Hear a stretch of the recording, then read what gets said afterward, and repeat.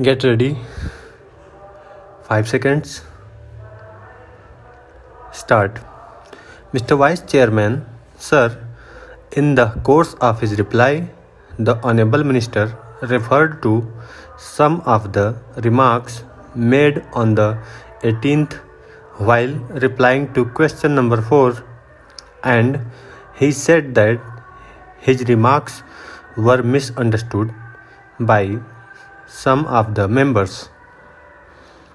Sir, I really admire my honorable friend for making a reference to it, but if I say that some ministers in the Council of Ministers at the center are wise, how you will take it? Of course, in his buoyance, he made that statement. I do not know whether he really intended it, but it only meant that some members in the position are wise and some are foolish. Of course, taken in a lighter vein, it means nothing, but I think such a statement as a whole could have been avoided.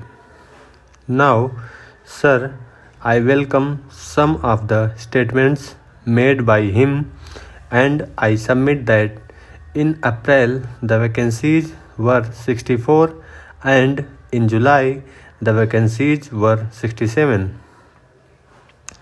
According to his own analysis of the disease of arrears and dependency of cases in the Supreme Court and in the High Courts, the judge strength was less and therefore this backlog is there.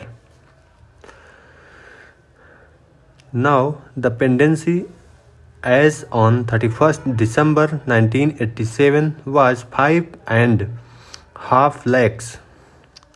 It has now exceeded 6 lakhs. On that day in the Delhi High Court, the pendency was 2000 odd. Now the pendency is over 25,000. The sanctioned strength of the Delhi High Court is 18 permanent judges and 3 additional judges. The Delhi High Court has 5 service judges, out of whom 2 are from outside. In principle, I have no objection to judges being brought from other states, but of the 5 service judges, at least 2 are to be from outside.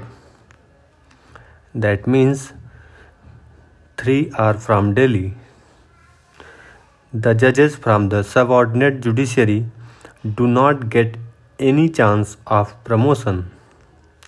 I have worked it out and I find that promotion is given to only about 40% of the judges from the service cadre.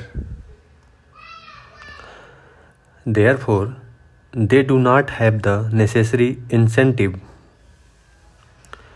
I think something has to be done in this regard also to give proper incentives to the judges from the subordinate judiciary. If among the subordinate judiciary there are efficient and competent people, they should be promoted as High Court judges.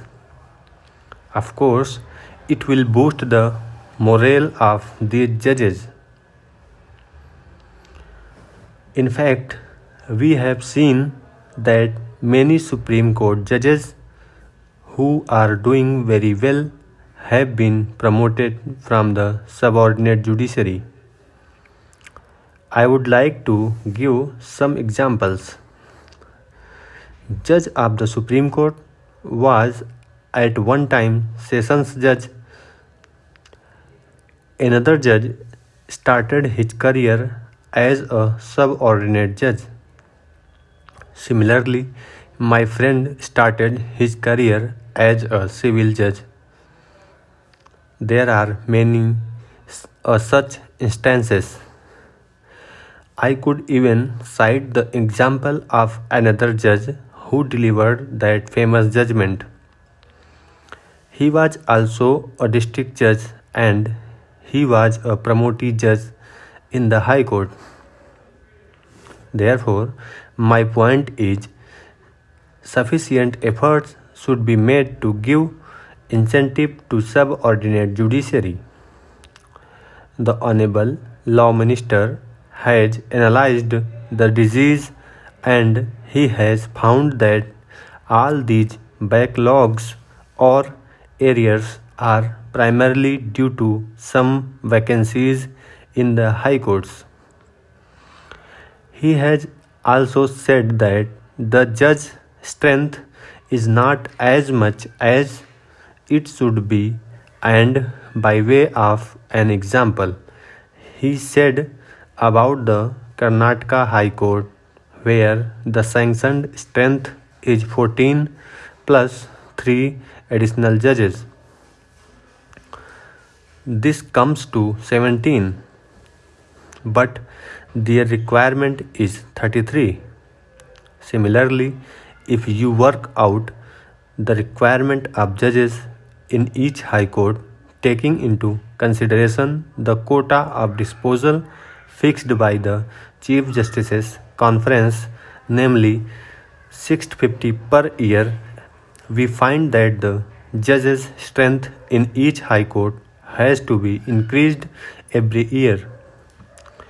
This is because the arrears go on mounting up. This is a constant problem. Every year we can't go on speaking about this. It is necessary that efforts should be made to tackle this problem of arrears, and this can only be done by appointing suitable number of judges. In this connection, I would like to point out one thing. I could not understand one thing which the Honorable Law Minister said in the course of his answers the other day.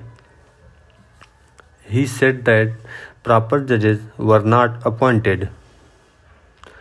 I could not really understand what he meant by the words proper judges. For the appointment of judges, there is a specific provision in the Constitution. Certain minimum qualifications must be there. Firstly, a recommendation is made by the state government in consultation with the Chief Justice of the concerned High Court. Then the appointment is made. All this is known to the Honorable Law Minister. The same procedure has been followed. Therefore, when he made this observation that proper judges were not appointed, stop.